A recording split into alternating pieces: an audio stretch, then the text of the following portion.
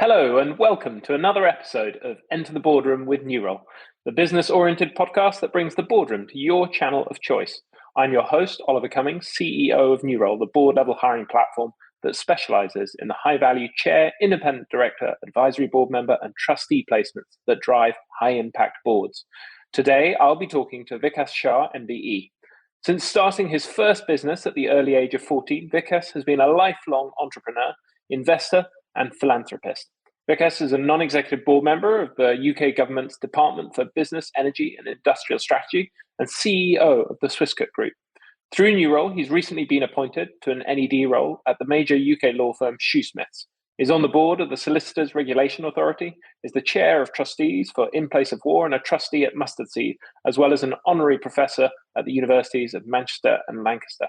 Today, we'll be discussing what he's learned from his own journey as an entrepreneur about the value boards can add, how he goes about adding value as a board member, and how he has thought about constructing his portfolio career alongside a full-time executive role. Vikas, a huge welcome to the show. Thanks for having me. It's a pleasure to be here. I'd like to start by asking you to tell me about your story. What have been the defining milestones that have brought you to this point?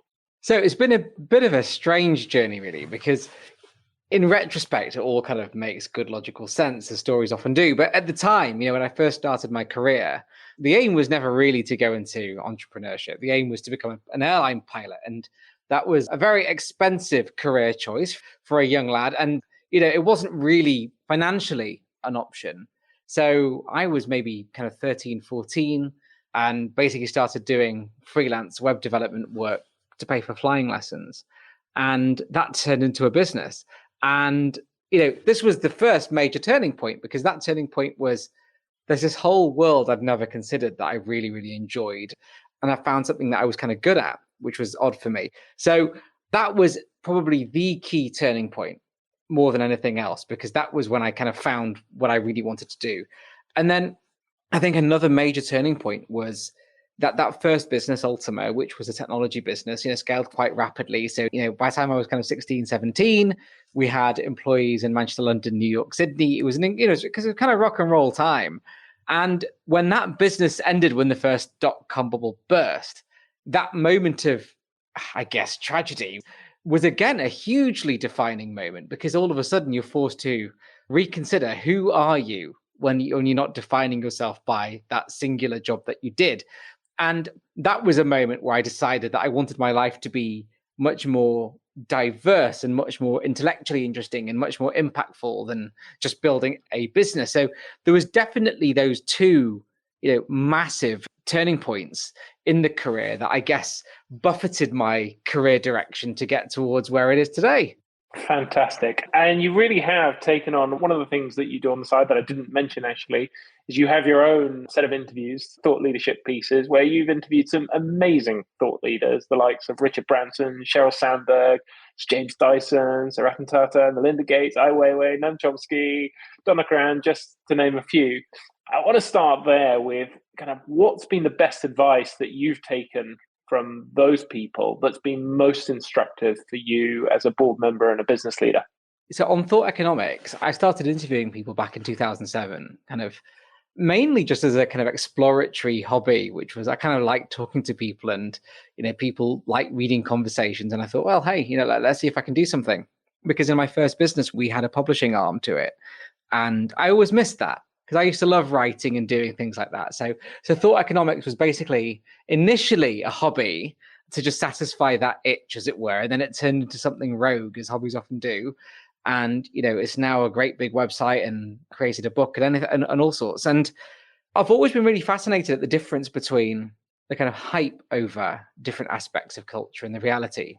So if you think about entrepreneurship culture, just as one example, you dip your toe into the media around startups and entrepreneurship, and it's very much kind of hustle culture and people posting motivational quotes online and all this. And that's okay, I guess. But then when you speak to people that have really made it, and you speak to people that, have built deca-billion-dollar businesses, none of that stuff is there.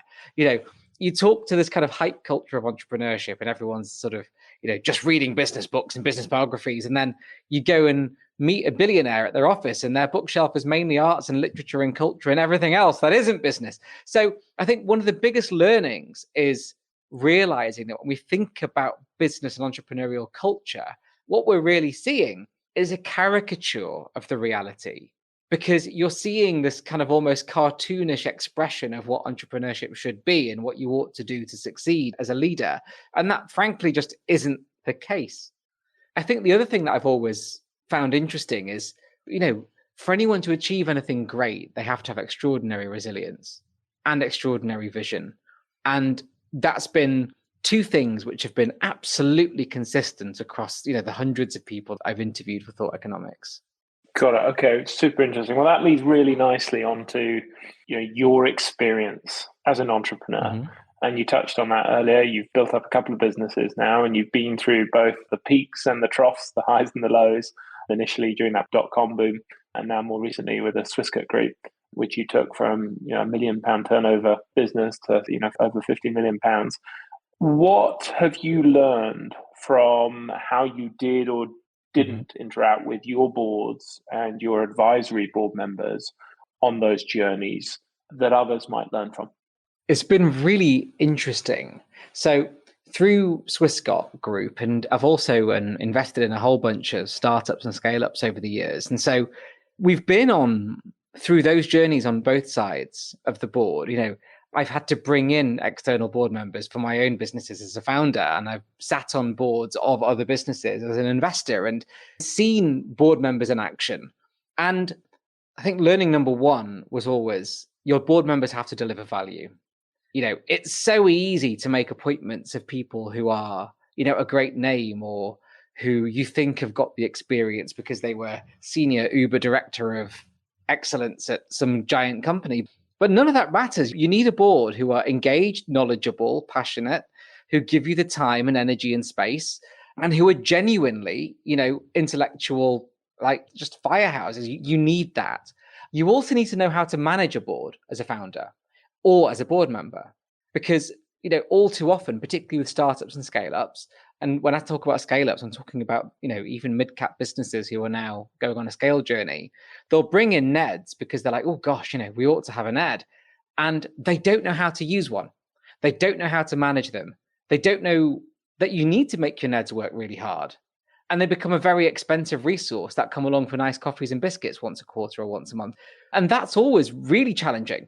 And so, there's often been occasions where I've joined a board and seen that behavior, and I'll speak to the chair or the founder and go, look, how can I be useful to you? Because I'm not just going to show up. I want to make a difference in what you're doing. So I think by going through the process in our own businesses and on our own investments, it kind of really showed me what was good and bad about board members. I think one of the other parts is, rather than about individual board members, it's about board culture. Effective boards have a distinct culture, and that culture might be different from the organization that you're representing. So you see this particularly in the nonprofit space. So, naturally in a nonprofit, so if I talk about Mustard Tree, which is a poverty alleviation charity, you walk into Mustard Tree and you just have this sense of love and acceptance, and that's necessary to deal with the people we deal with, right? But the Mustard Tree Trustees Board, yes, it's values driven, but it's a governance board, and we have serious business to discuss. And so the culture of that boardroom is different to the culture outside the boardroom. And that's down to the trustees to make that happen, or the board members in a commercial organization. And it's down to the chair to maintain that. And again, all too often, you don't really see boards where they've developed an understanding of what does our board culture need to be to make us effective as a board. And that's another main learning I think I've had. Okay, super interesting. So I often get founders, CEOs coming to me, tearing out their hair, saying, my board is a nightmare, it's dysfunctional. And one of the things I will first ask them is, what's the role your chair playing? Because in my experience, it starts with the chair. If the chair is not right, it's impossible for the board to function. What's your experience of that? Do you see the chair as critical to that, or do you think the founder or CEO needs to play a pretty hands-on role? I often feel like I just haven't got time, or CEOs haven't got time to run the board as well as the business. The chair is a keystone. So a good chair not only is your co-pilot as a CEO, but a good chair is the one who's ultimately responsible for managing the governance and cadence of those meetings. And there's many reasons for dysfunctional boards. It could be bad board setup. It could be bad early incentivization. It could be, it's not the right skills mix. And you see this a lot in technology companies where the board you have at the beginning is not the board you need for growth. But ultimately, that's the chair's responsibility to highlight. It's the chair's responsibility to have those hard conversations. And this does get to one of my, I guess, interesting dilemmas about non-execs, which is I've often found the good non-execs are the ones who don't need to be a non-exec. They're the ones who have the power to walk away. They're the ones who don't need the income from that role to pay their bills. And the reason is it gives you that ultimate exit clause. It means that you can use your departure from a board as a signal of intent if a board doesn't do its job well. And you always need to be able to have that because your board and your chair are representative of the quality and quality control of your business. So that chair role is utterly critical. That resonates so much. I've seen that where people need their income from the non-executive role and they're not willing to make those difficult challenges. But I want to go back to what you touched on, effective boards and an effective culture, which is a phrase I often hear bandied about. What does that mean for you, and how do the most effective boards you've worked with go about successfully creating that? So the number one thing I've seen boards often not have is a purpose, right? So there's plenty of boards who assemble as a board because they feel obliged to either assemble or to exist. And that's okay, in some senses, but really effective boards have a purpose and deliverables, not just as a collective, but as individual board members. So you will know what your objectives are as a board. What is the business there to do? How are you holding the executive to account? What are your responsibilities around risk and governance and compliance and so on? And as an individual board member, you'll know what your portfolio is in that organization. You'll know what your job is and how you should be working with that organization. And if you don't have that kind of machinery in place early as you're developing your board, it's very difficult to put it in later. And it's also very difficult for your board to be effective. And I think what you often see is, particularly in the commercial world, boards assemble quite hazardly at the beginning because it tends to just be a function of who do we have in the business? How do we need to grow? Well, we need some directors, etc. It just kind of forms. But you do reach inflection points in growth or in the journey of an organization where you have to reflect and go, well, is our board working? Is it effective? Is it delivering? Do we know what we're measuring? So a really effective board is able to answer those questions. And that, I think, comes a lot from the CEO chair relationship, because that's often where that's set. And can you give me maybe some practical examples? Because again, I hear lots of boards talking about that in abstract terms, but what does that mean in practice in the best boards that you've worked with? So I see this particularly in the technology space when we're investing in businesses, and the board's often been formed of, some of the early stage members of that business who've become, CXO or director of X, and that's okay. But then the business onboards money. And now all of a sudden you've got, a mixture of angel investors and institutional investors. And so the governance requirements are different, and the incumbent board members just aren't equipped to do it. So when I've been in those organizations as a board member, I'll often take the CEO to one side and go, well, the first thing we need to do is figure out what do you need from the board? So what do you as the CEO need your board to do to support you well, if indeed they are supporting you well? What are the gaps you need? So what are the areas that you need counsel and support and advice that you don't currently have from your board? And what would it look like for you to have a high performance board? And so those sort of questions start to tease out then the answers that you need to create your board structure and KPIs. So an example would have been from a biotech investment we made, where actually, they're pretty smart people. They understand biotech. Their entire board was biotech geeks, and that's fine. What they needed was commercial and financial discipline now that they had external investment. And so in that sense, it was making sure that the board was actually held to account over financial reporting deadlines, KPIs. The board had portfolio within that organization of people who they were almost mentors for to help them develop and grow. So those are the kind of things a board has to ask itself to then figure out what it needs to be. Another example comes to kind of committee structures. So you very often find you'll come into a board and they've got structures of committees, which are a bit of a legacy from how the organization was in the past. And they may not be appropriate. So oftentimes you'll have like a people committee and a audit and risk committee, and they're largely geared around a specific deadline. So it might be, audit committees typically gear around year end. And so in those cases, there's a couple of organizations where I very specifically said, well, what is this committee really for? Because the audit process is relatively robust and there's not much work that needs to be done. However, there's a lot more work that needs to be done about risk. And are we measuring and understanding risk properly? And as a board, do we understand our responsibility to then report that back to the organization? And then I'll usually try and encourage the board to take that into a workshop setting so we can understand what we're here for. The executive can come and present, and we can collectively agree what the job is that we're here to do. Brilliant. I love that. I think I hear so many founders, CEOs who do, and actually board members as well, who do get almost stuck in the status quo and fail to do what you articulated so nicely there, of thinking about, well, how can we add value, and then working backwards from there rather than just doing things because that's how they've always been done. There's two questions, right? There's question one, which is how can we add value as individuals, if indeed we can? And that's also important. And the second one is, which is even more critical, is, for example, if it was on your board, I would be asking you as the CEO, what do you need? What do you need to make you really successful and effective as a CEO? And how can the board orient itself around A, enabling that work, but B, holding you to account? So there's two big question domains there which need to be answered. Got it. Okay. And so in your journey as an entrepreneur, can you think of specific milestones where your boards really powered you through, really added value? So, as with anything, it's a bit like our social lives. You find out who your friends are when there's either a great big crisis or some great big piece of good news.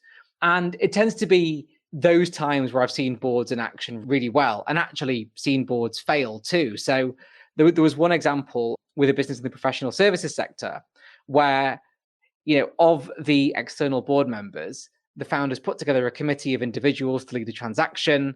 And it was really awful because the individuals had no experience in transactions for a start. They were completely misincentivized. And it didn't matter how much I protested to the CEO and founders, nothing changed. And it's those kind of situations where you just, okay, well, I have to use my trump card of being able to leave.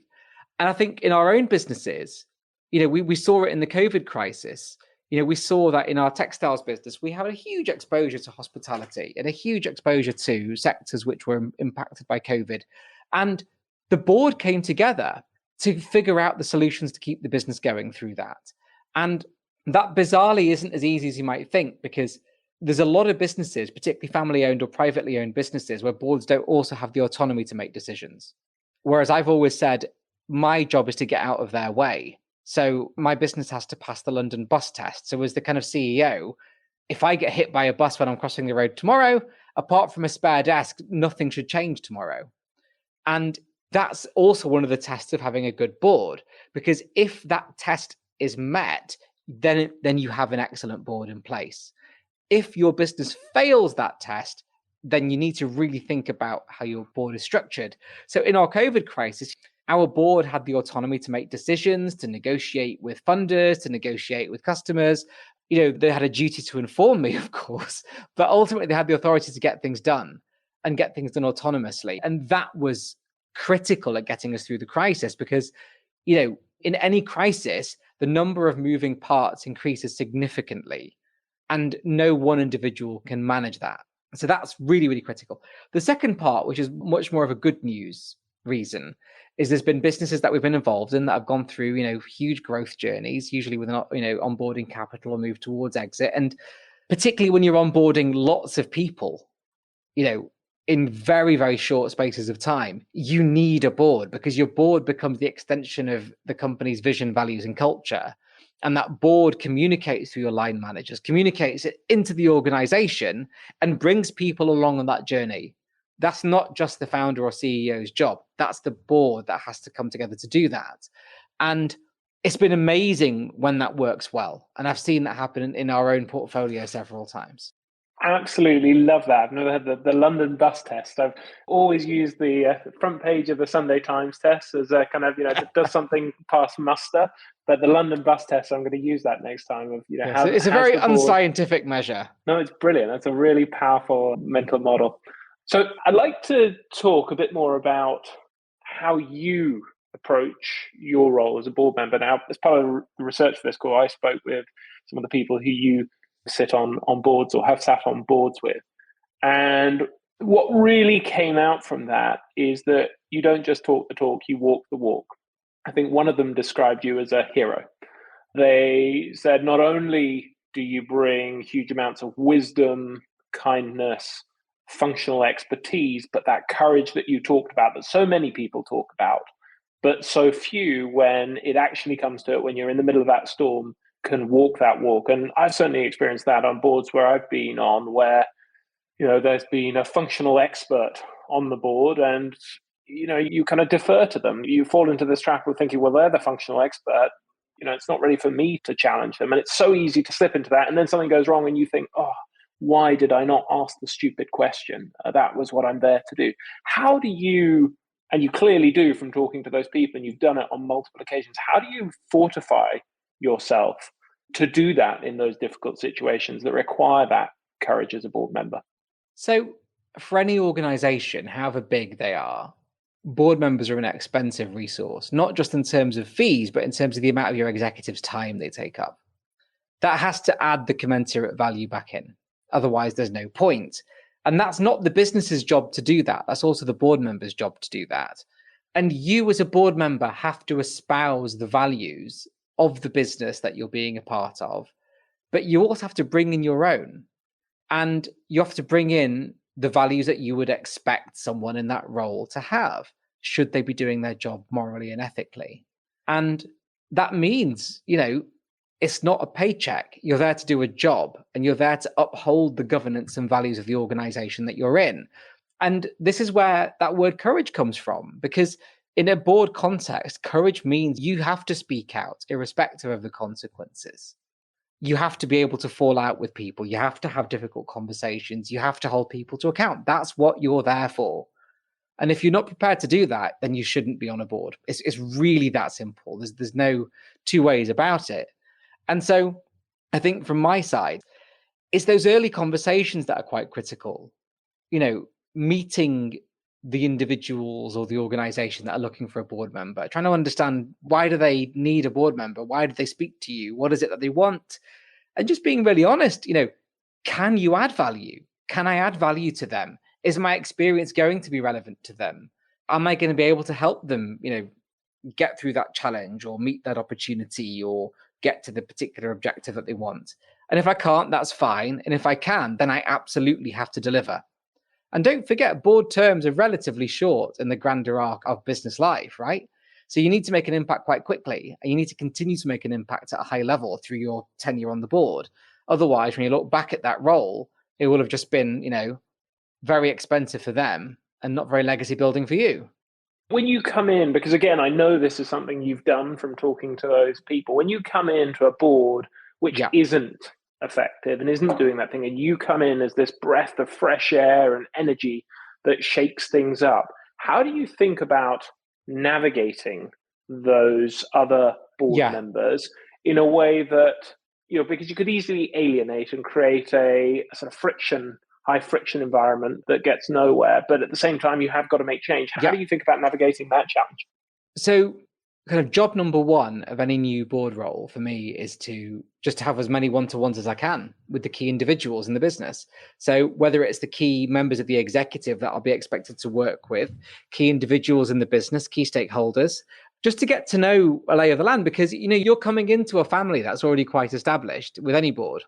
And as much as you don't want to create friction, there may already be frictions that you're unaware of that you need to be told about.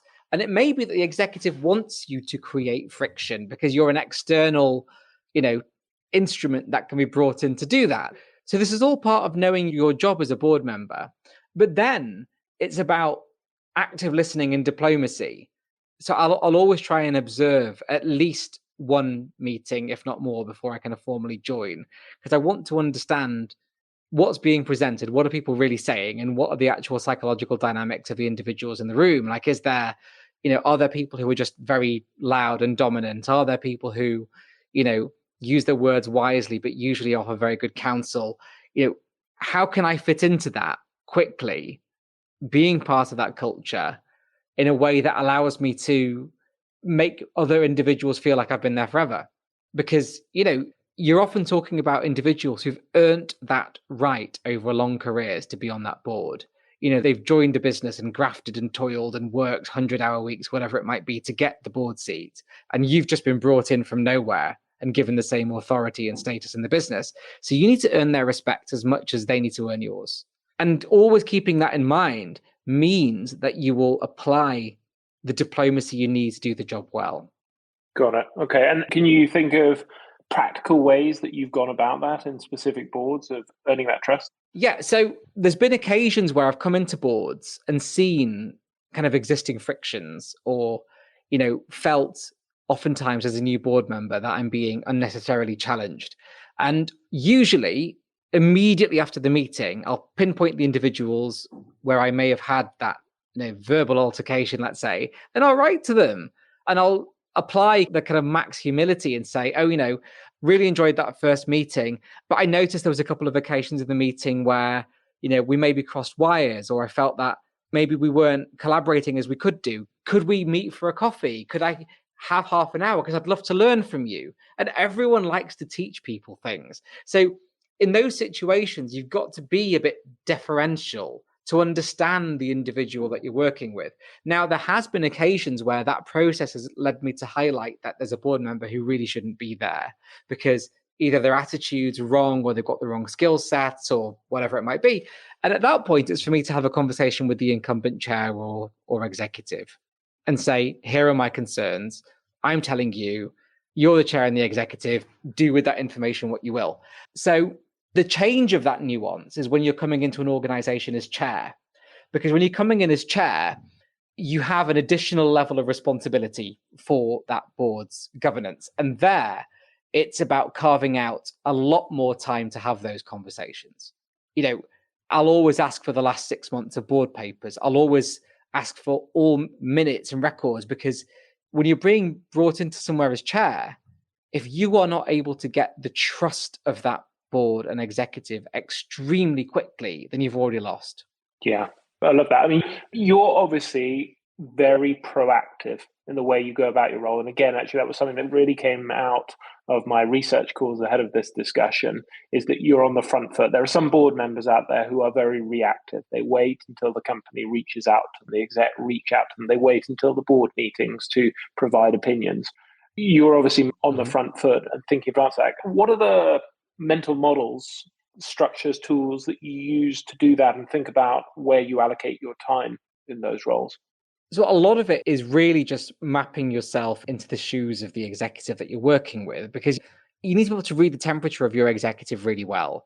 You need to understand where are they mentally, what's impacting them. Is it an issue outside the business where they just maybe need some support? For example, there's been occasions where, I've had board members who've been going through a lot of personal trauma, and actually then it's not about checking in on them about business. It's just checking in on them and saying, how are you? Do you need a safe place to talk?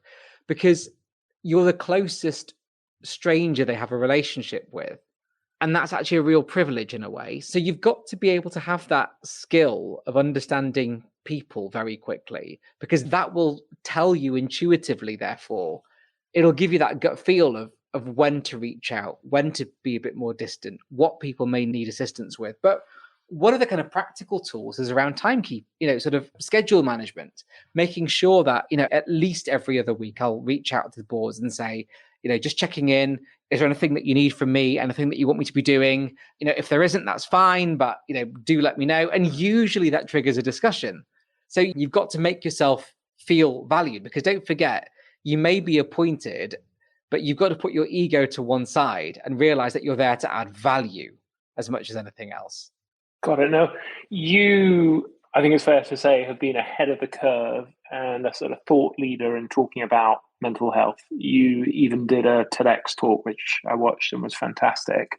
when it was much less talked about than it is now, and you yourself have sort of suffered on a personal level. I'd love to understand how you think about mental health now in the boardroom context. And I suppose I'm interested from a few different perspectives.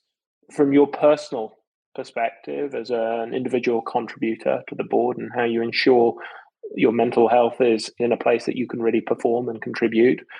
From your fellow board members' perspective, you've touched a little bit on checking in on the CEO who's obviously going often in a very lonely spot, and then also the organization more broadly. One of the things that always strikes me at a lot of boards is they talk about people being the most important asset, and yet most of them very rarely have any real sense for how the people in the organization are doing. They're almost entirely reliant on the executive narrative, or maybe they've done a few, walking the shop floor exercises. But the minute you have, an organization of, more than 50, 100 people, doesn't It's really give you a impossible. complete picture. So I'd love to hear how you think about those three angles.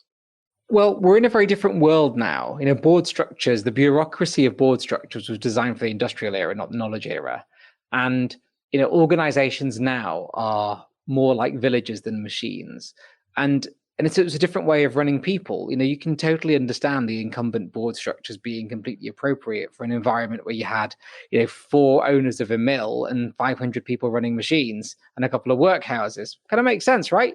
But today's environments are different. And this is also about values alignment, right? It's about making sure that the business that you are operating in meets your values as an individual, and how they look after their colleagues, how they look after the board, how the board lead that from the front.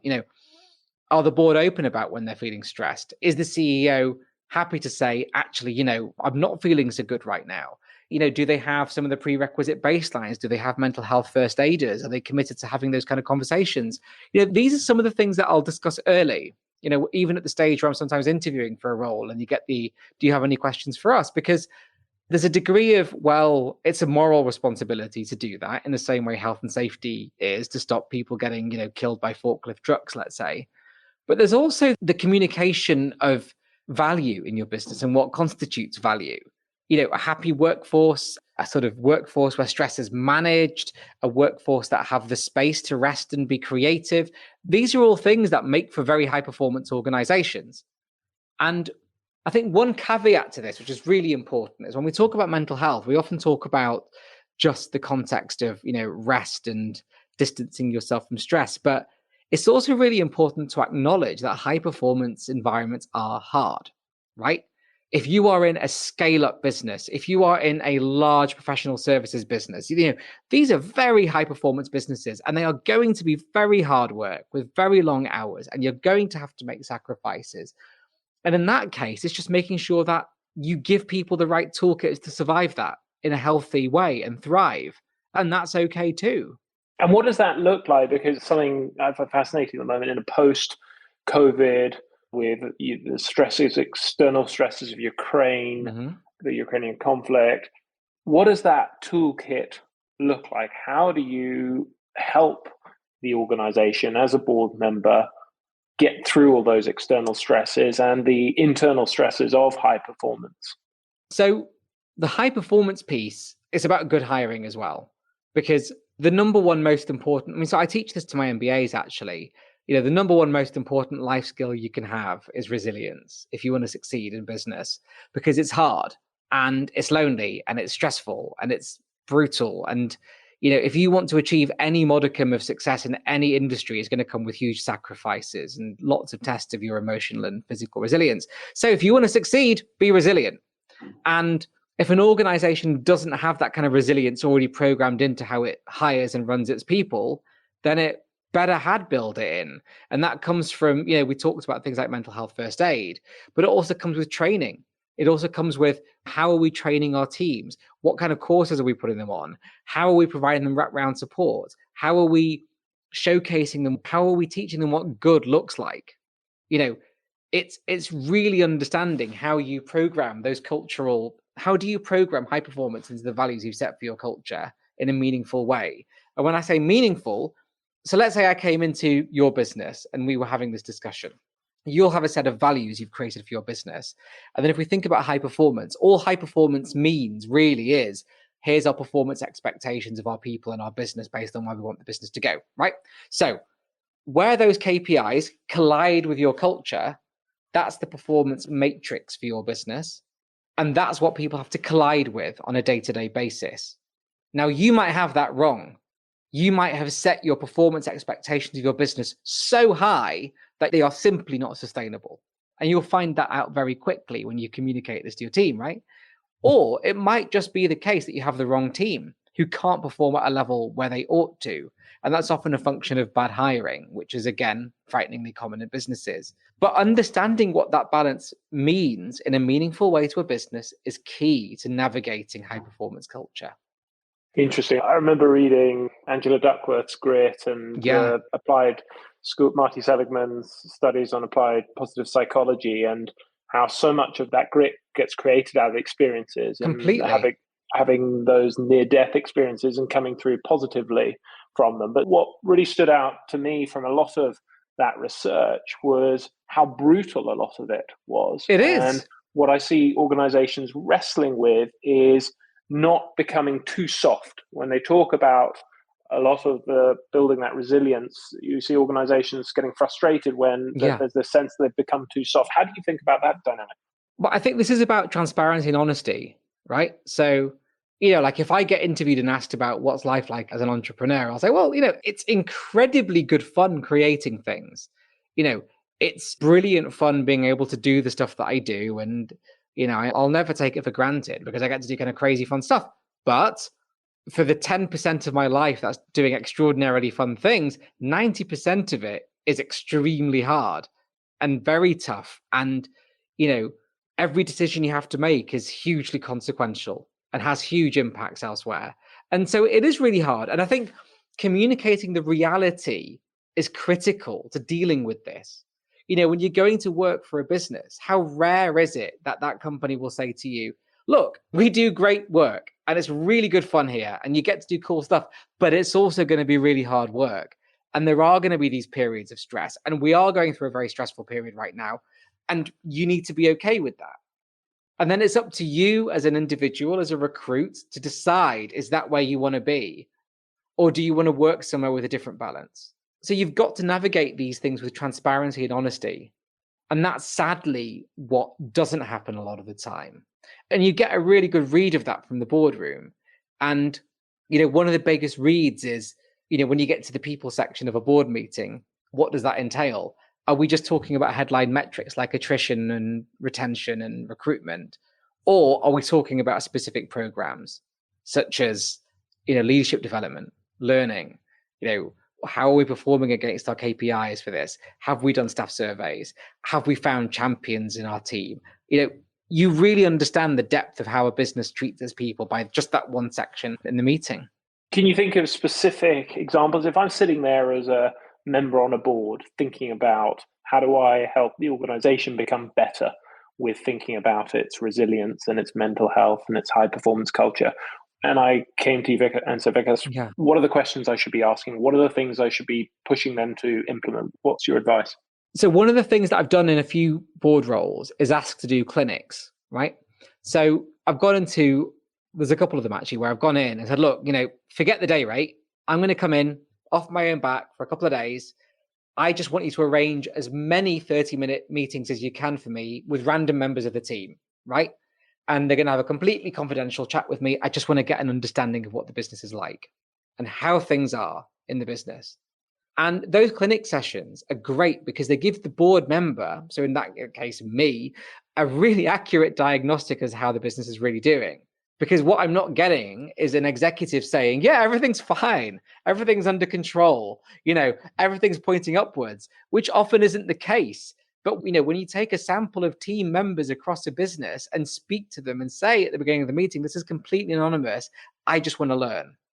You get real brutal honesty from them and you can really diagnose what the culture of a business is doing. So in a situation where it's not clear to me in those first couple of meetings how things are going in a business, I'll do something like that. And I'll take those collated learnings from those conversations back to the executive and the chair and say, here's what I found. Can I speak to the responsible executives to have a discussion about this?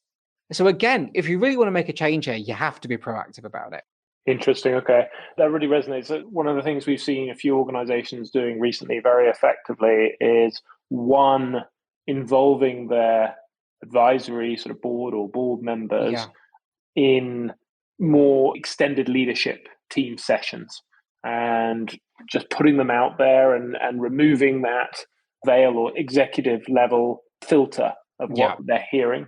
And then the other thing we've seen people doing is using advisory board members or board members as mentors for functional leads. So again, building Yeah. deeper relationships outside the boardroom where they can then pull that inside, and they've broken down some of those barriers, which I think is really interesting and an innovative way to start to access that level of insight. It is, but it also requires immense trust from an executive to allow you to do that as a board member, right? And that's, again, this is the leadership piece, because, for example, if I'm recruiting non-execs into a business, I'll be saying to them, you have the freedom to do this. You have the freedom to do this anonymously. So I'm not going to ask you who told you something. And I want you to do it because it's really important. And I want you to be that trusted friend to the business. And by giving them the license to do that early means that they'll feel empowered to do that. And the only reason I can do that is because I've been on the opposite side of it and thought, wow, I kind of wish I had that. Whereas a lot of board members that come in, like when I look at the profiles of a lot of non-execs, they've probably never owned a business. They've never had that role. They've never been a CEO. They've never oftentimes even had a C-suite role in many cases. So they maybe don't know to do that. So it's incumbent on the chair and the CEO to give the board members the clarity of communication to know that you can do this. And permission. Yeah, absolutely. Yeah, because that shield of anonymity is critical. Yeah, no, okay, brilliant. You touched a little bit on the different roles that you sit on across both the commercial, government, non-profit space. What have you learned from each of those different roles that you've taken into the others, and how do those roles differ? So one of the first things to observe with a board is pace, right? So, you go into a fast growing technology company and everything happens yesterday. It's incredible. It's a very exciting, ludicrous pace of work sometimes. And then you pop into the civil services environment or the charitable sector and things feel like they're happening a lot more slowly. And, when it's one of your first roles, you could find that very frustrating. But the question you have to always ask is the pace of work appropriate for the job that needs to be done? And so in the charitable sector and oftentimes in the civil sector, and, when you talk about regulators, things have to be slow because decisions are incredibly material and have huge consequences and often require the changing of laws and things. So, and I've observed it the other way where I've been on those boards and somebody's come in and they're like, oh, this is too slow. It's really frustrating. And you have to give them pushback and say, well, actually, no, the pace of work is appropriate for the job that needs to be done. So learning what the right pace is and learning what the job is that needs to be done means that you as a board member can help that board navigate it, because sometimes maybe you are moving too slowly and maybe you are moving too quickly. So that bit is really important. And I think the other part, which is a really important learning, is what are you responsible for, when it really, really comes to it. So, being a charity trustee, people often think of that as, oh, I'm just doing a nice thing and it's kind of fun and, I can talk about it with my friends and makes me feel good. But it isn't, right? If you take on a trusteeship at a charity, you have an incredibly important governance and fiduciary responsibility. And if something goes bad in that charity, it's your fault, right? So you have to understand very clearly, very early, what your responsibilities are. And it really pains me how often people don't do that because they look at the benefit that they're getting from that role, whether it's a paycheck or the ego boost. They don't look at the real implications for them.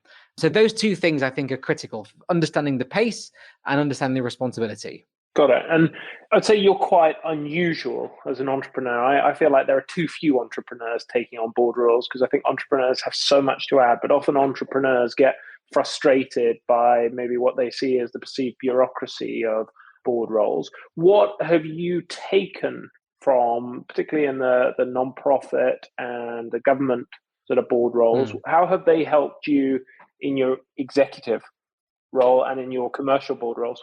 Massively, because some of the board roles I've been on have been on huge organizations. The Bayes has a budget in the hundreds of billions, so it doesn't really get much bigger than that. And what you learn from that is discipline.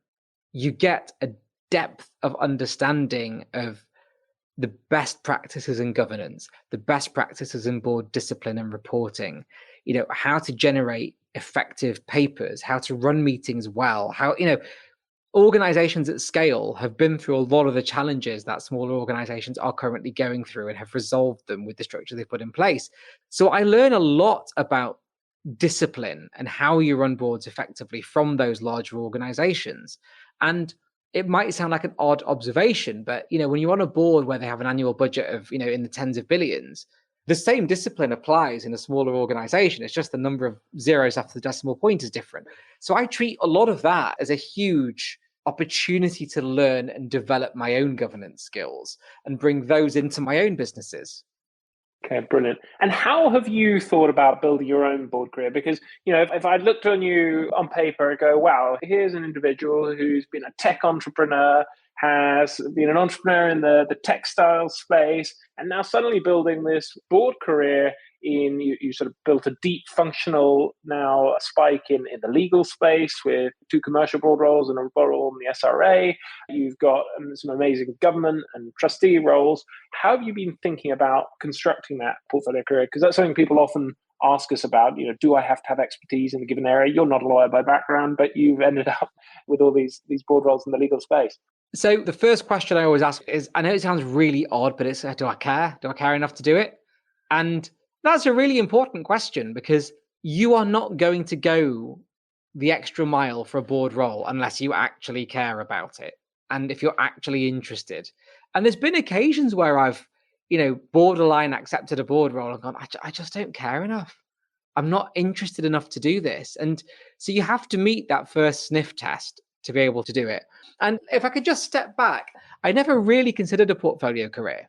I never really considered board roles until, we were doing investments and you end up getting plonked onto boards and this is kind of fun. And then all of a sudden you get plonked onto boards where you don't have a stake in the business. And you're like, this is fun. It's somebody else's money on the line for a change, but I can still add value. But then, much, much earlier on, doing a few roles like that just makes you realize that the skills you have from being at the front line in business have immense value to people. Whether it's in the charitable sector, helping them navigate how to fundraise and sell, whether it's on a board where you're giving them the perspective of a business owner, it's very rare that they get that on boards. And so I enjoyed being able to add that value. And in terms of constructing a portfolio, I'm very fortunate that, I have my businesses and that's kind of, the main source of my income and assets. And so I think about board roles really as, with the limited time I have, can I add value in a meaningful way that makes an impact and it's intellectually stimulating and it's something I'm going to be proud of and proud of doing. And that's it. There's no real objective or desire on my part to say, well, I'm going to retire from business and create a portfolio career. But it's more, I'm still at a stage where I have the energy and interest to want to make an impact. And so the board roles that I have allow me to do that. I can help grow a business and get them to exit. I can help them float. I can, make an impact in government policy. I could, help an entire profession enter a new technological era. These are things which you can look back on in your career and go, wow, I helped with that. And, it's just a really rewarding thing to do.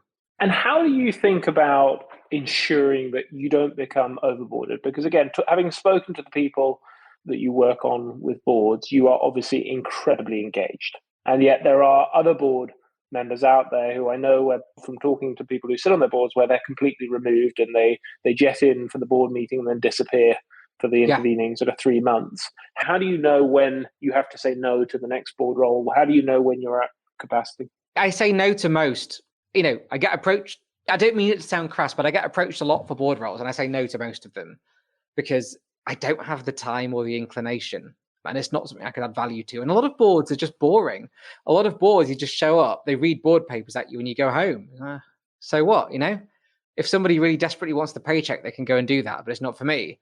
So my default position almost is no, persuade me otherwise, except for the very rare occasion where I see something and go, wow, I could really help them, or I could really do something fun here and add value.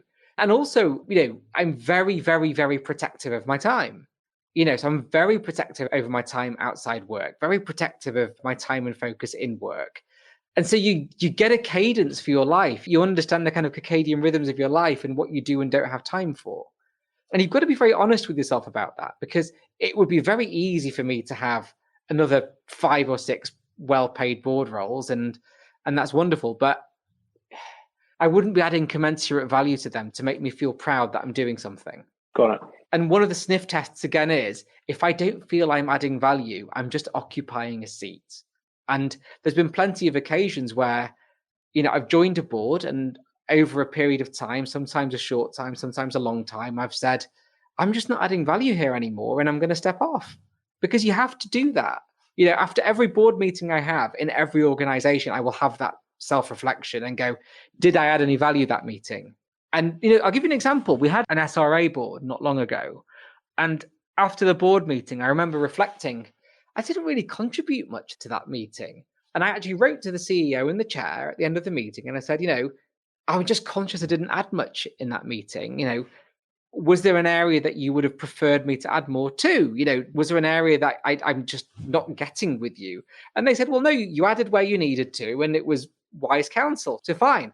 But you have to be introspective enough to understand that to reach out and ask the question in the first place.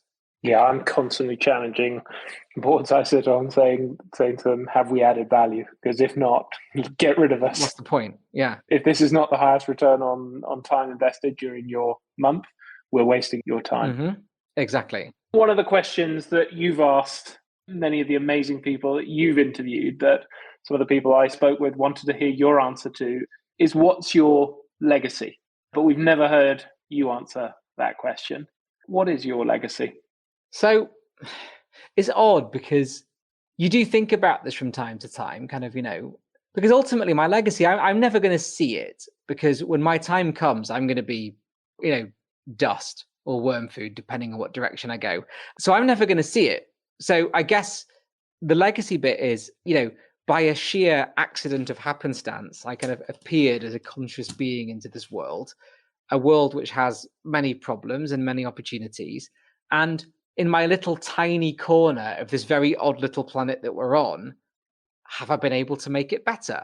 Have I been able to even make a few people's lives better? Have I been able to, create opportunities somewhere, or create wealth somewhere? Or, if I can just make sure that constantly through my days, I'm just constantly helping to push the little needles forward where I can, then the collective impact of that over a lifetime, however long that lifetime is, becomes legacy. And that for me is kind of my measure of legacy.